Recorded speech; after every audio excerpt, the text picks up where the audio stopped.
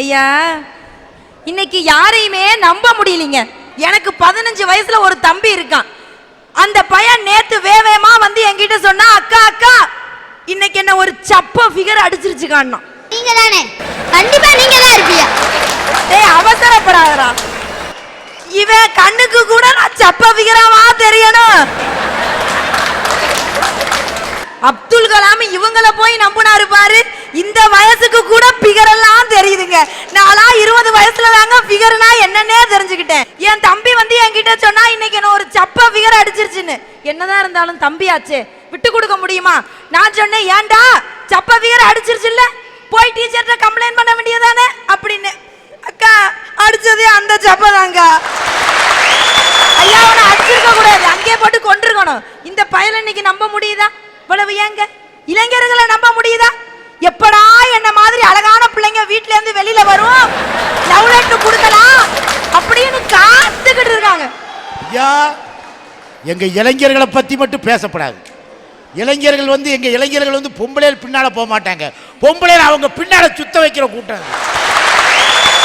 நான் இளைஞர்கள் உட்கார்ந்துருக்கான்னு வச்சுக்கிடுங்க. நான் இளைஞர்கள் உட்கார்ந்துருக்கான ஒரு புள்ள அப்படியே போகுதுன்னு வச்சுக்கிடுங்க. அது சப்ப பிகரோ அப்ப பிகரோ போனால் 4 பேரும் பார்க்கலன்னா கண்ணாடி முன்னாடி போய் நின்றுக்கிடுவா. இனி அந்த கடைசியில் இருந்தானே அந்த ரமேஷ் கூடவா பார்க்கப்படாது, ஏன் அந்த கருவாப்பைய கந்தசாமியாவது பார்க்கலாம்ப்பா. இந்த பொம்பளை பிள்ளையெல்லாம் என்னென்ன பேசுதுன்னு பின்னாடியே தெரிஞ்சு ஒரு லிஸ்டே எடுத்துருப்பாரு போல அந்த மனுஷன். பொம்பளை பிள்ளைகள் எப்படி பேசும்? சும்மா வந்துக்கிட்டு தமிழில் தான் பேசிட்டு வருவா. ஒரு 2 பயிர்களை பார்த்தாச்சும் சரி, வாட்டி ஏதாவது ஒரு மொழியை பேசி. ஐயா, பல்லு இருக்கிறவங்க பக்கோடா திங்கிறோம், அங்கதான் பண்ணுக்கே வழி இல்லையே. ஐயா, ஒரு எல்கேஜி படிக்கிற பையன் எத்தனை இட்லி சாப்பிடுவான்? 2 இட்லி சாப்பிடுவான். என்ன மாதிரி ஒரு யூத்து, நான் இப்போதைக்கு 3 இட்லி தான் திங்கிறேன். ஒரு 18 வயசு பையன் என்ன பண்ணுவான்? 20 இட்லி சாப்பிடுவான். 2 இட்லி சாப்பிடுற பையன் 20 நோட்டை தூக்கிட்டு போறான் பள்ளிக்கூடத்துக்கு. 20 இட்லி திங்கிற பையன் ஒரே ஒரு நோட்டு தான் தூக்கிட்டு போறான், அதுவும் பஸ்ல சீட்டு போடுறதுக்கு. அவனுக்கு இல்ல என்ன மாதிரி அழகான பிள்ளைக்கு சீட்டு போட. இதுல இருந்தாலும் தெரியுதா ஆம்பளையினுடைய பெருந்தன்மை? அப்படி ஒரு கர்ப்பிணி பெண் நின்றுகிட்டு இருப்பா. நான் உண்மையிலே கேட்கிறேன், ஒரு கர்ப்பிணி பெண் நிப்பா, எந்த பெண்ணாவது எந்திரிச்சு இடம் கொடுத்திருப்பா பஸ்ல? ஆனா ஆம்பளை கொடுப்பாயா, அவன் தாயா தியாகி. ஆமா, எந்திரிச்சாதானே முன்னாடி இருக்கிற ஆளை இடிக்க முடியும். உட்கார்ந்து இருந்தா எப்படி இடிப்பீங்க? யாரு உங்களை இடிச்சிட்டு அவன் உயிரோட போகிறதுக்கா? பெத்தவங்க நம்பிதான் காலேஜுக்கு அனுப்புறாங்க. அங்க போய் அவன் என்ன பண்றான்? படிக்கிறான், படிப்பு பண்ணம்மா பைத்தியம் உனக்கு, குடும்பம் கடனில தவிப்பு, புள்ளையோ ரோட்டுல சைட்டு, குடும்பம் கடனில தவிப்பு, புள்ளையோ ரோட்டுல சைட்டு. ஐயா, சைட் அடிச்சுக்கிட்டு தெரியுறானே. ஐயா, காலம் மாறி போச்சு ஐயா. எந்த பையன் படிச்சுக்கிட்டு இருக்கான்? இப்போ பொம்பளை பிள்ளைகள் தான் படிக்கி. வாடா மாப்பிள்ள வாழைப்பழ தோப்பில் வாலிபால் ஆடலாம் வா. நான் கேட்க வாழைப்பழ தோப்பில் வாலிபால் ஆடினா தோப்பு சோழி முடிஞ்சு போகாதா? பாட்டு படிக்கிறதுக்குள்ள பொம்பளைய எங்கள் ஆம்பளை என்ன படிச்சுக்கிட்டு இருக்கான்? கண்ணதாசன் சொன்ன மாதிரி, சட்டி சுட்டதடா கை விட்டதடா புத்தி கெட்டதடா நெஞ்சை தொட்டதடா. அழகா சொன்னார்ல. ஏன் சட்டி சுடுன்னு தெரிஞ்சா புடிச்சு வச்சு தூக்க வேண்டியதானே? தூரத்துக்கு எங்க அண்ணாச்சியை பாடுறதுக்கு எங்க அக்கா அங்க திருச்செந்தூர்ல இருந்து விட்டு வச்சிருக்கு பாத்தீங்களா? அதுக்கு நைட்டே நான் ட்ரங்க் கால் போட்டு சொல்லிடுறேன், 4 அடி கொடுக்க சொல்லி. இப்போ பொம்பளை புத்தி தெரிஞ்சுட்டா ஒருத்த குடும்பத்தை எப்படி திருடி பண்ணிட்டு. கண்ணதாசன் கணவன் மனைவி எப்படி இருக்கணும்னு சொன்னார். மனதாலும் நினைவாலும் தாயாக வேண்டும், நானாக வேண்டும், மடி மீது விளையாடும் சேயாக வேண்டும், நீயாக வேண்டும். ஐயா, கண்ணதாசன் பாட்டிலே எனக்கு ரொம்ப பிடிச்ச பாட்டி தான். நான் பேச நினைப்பதெல்லாம் நீ பேச வேண்டும், நாளோடும் பொழுதோடும் உறவாட வேண்டும், உறவாட வேண்டும். ஆம்பளை என்ன தெரியுமா?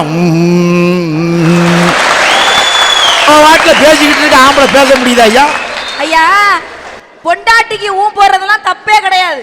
அதெல்லாம் ஒரு ஜாலியான விஷயம். அதெல்லாம் வீட்டில் போய் குடும்பம் நடத்துறவங்களுக்கு தான் தெரியும். நீங்க தான் இப்படியே ஊரா சுத்திக்கிட்டு திரியுறீங்களே. ஐயா, இன்னைக்கு புருஷன் பொண்டாட்டி எப்படி குடும்பம் நடத்திட்டு இருக்காங்க? புருஷனை எப்படி காலி பண்ணலான்னு நல்லா அந்தமா பிளான் பண்ணுது. பொண்டாட்டி இருக்கும் போதே இன்னொரு கல்யாணம் எப்படி பண்ணலான்னு அவர் பிளான் பண்ணிட்டு இருக்காரு. இதுதானா இன்னைக்கு குடும்ப உறவு? உண்மையிலேயே சொல்றேன், கல்யாணம் ஆன பொம்பளைக்கு தாலி தொங்கும், கண்டுபிடிச்சிடலாம். கல்யாணம் ஆன ஆம்பளையை எப்படி கண்டுபிடிப்பீங்க? கல்யாணம் ஆன ஆம்பளைக்கு கழுத்தே தொங்கும். ஐயா ரொம்ப தொங்கி போய் தான் பேசிட்டு இருக்காரு. உண்மையிலேயே சொல்றேன், 1ஆம் தேதி அவன் ஹஸ்பண்ட், 30ஆம் தேதி அவன் சஸ்பெண்ட். குடும்பம் இந்த லட்சணத்துல போயிட்டு இருக்கு. ஆனா உள்ளுக்குள்ள பொண்டாட்டி அடி வாங்குறாளா புருஷன் அடி வாங்குறாளான்னு ஈஸியா கண்டுபிடிச்சிடலாம். ஐயா நான் ஒட்டெல்லாம் கேட்க மாட்டேங்க, சும்மா ஓரமா தான் நின்று கேட்பேன். ஐயா வீட்டுக்குள்ள கதவெல்லாம் திறந்து போட்டு, கதவு ஜன்னல்லாம் திறந்து போட்டு உள்ள டம்மு டும்முன்னு சத்தம் வந்தா நாங்க அடி வாங்குறோம்னு அர்த்தம். கதவெல்லாம் சாத்தி ஜன்னலையும் சாத்தி உள்ள டம்மு டும்முன்னு சத்தம் வந்தா ஆம்பளை அடி வாங்குறான்னு அர்த்தம்யா. ஐயா என்னமோ ஆம்பளை அடி வாங்காத மாதிரி பேசக்கூடாது. எல்லா ஆம்பளையும் அடி வாங்கிட்டு தான் இருக்காங்க, வெளியே சொல்ல முடியல. அவ்வளவு வாழ்க்கையில இப்படி எங்க பார்த்தாலும் எங்களை நம்பவே முடியாம ஆக்கிட்டீங்களே.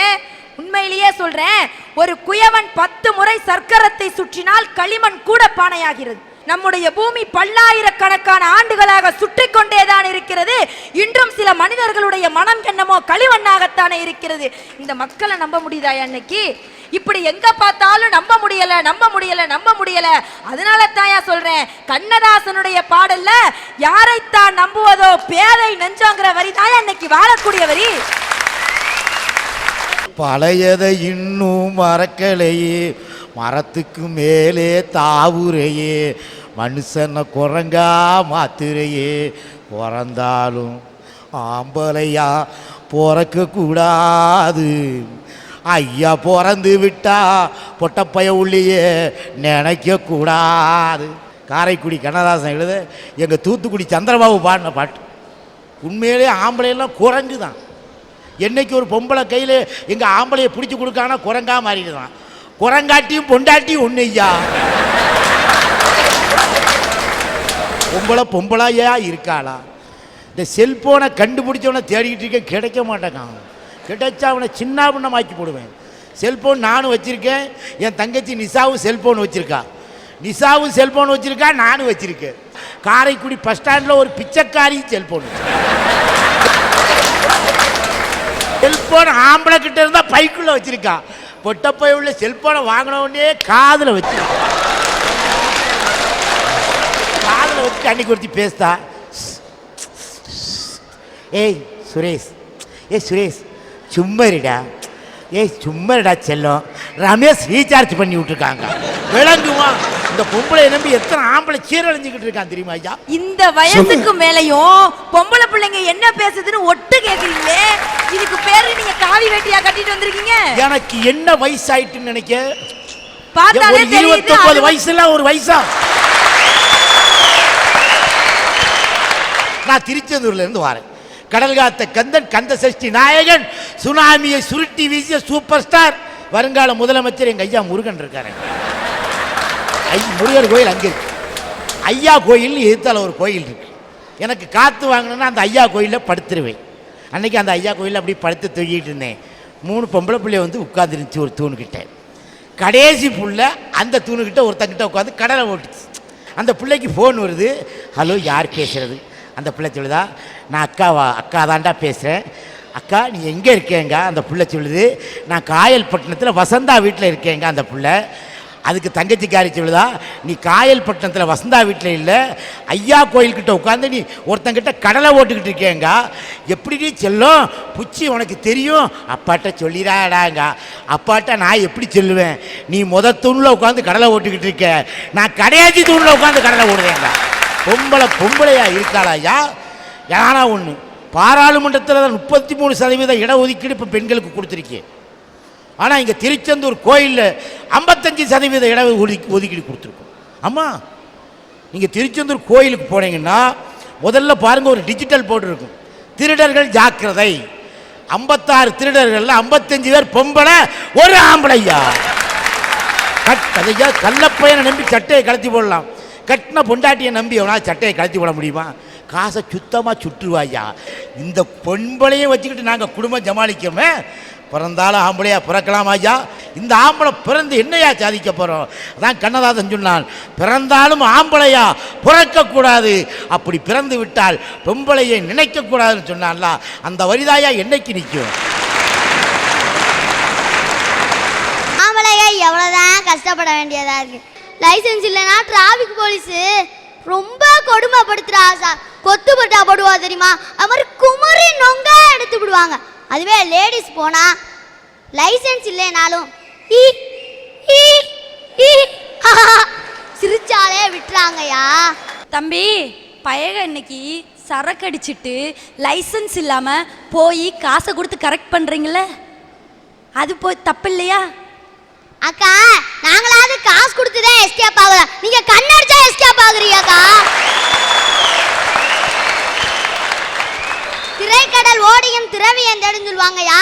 கஷ்டப்பட்டு வெளிநாட்டில் நொந்து நூடுல்ஸ் ஆகிட்டு இருப்பான், ஆனால் அத்தனை பட்ட நூடுல்ஸ் இங்கே கூலாக உட்காந்து சாப்பிட்டுக்கிட்டு இருப்பா அவளோட பொஞ்சாதி. 5 லட்சம் அனுப்பிடுவான். அந்த 5 லட்சம் காசு கிடையாது, ஒருவருடைய ஆண் மகனுடைய ரத்த துளிகள்.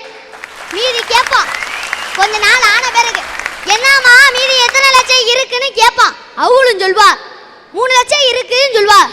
உல்லாசில சந்தோஷத்தோட உள்நாட்டுக்கு வருவான். அந்த 3 லட்சத்தை எடுத்து காட்டுமான்னு சொல்லுவான்.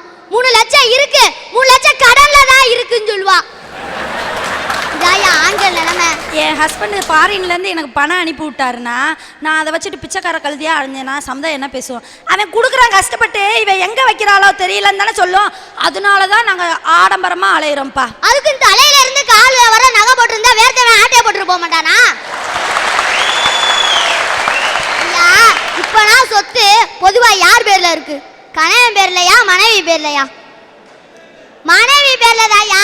கணவன் கஷ்டப்பட்டு சம்பாரிச்சு ராத்திரியும் பகலும் பார்க்காம தன்னுடைய சொத்தை ஒய்ஃப் பேர்ல தாயா எழுதி வைப்பான். ஐயா ஆம்பளைங்க பேர்ல சொத்து எழுதி வச்சாதான் சைத்தான் சைலண்டா இருந்துக்குது தெரியுது.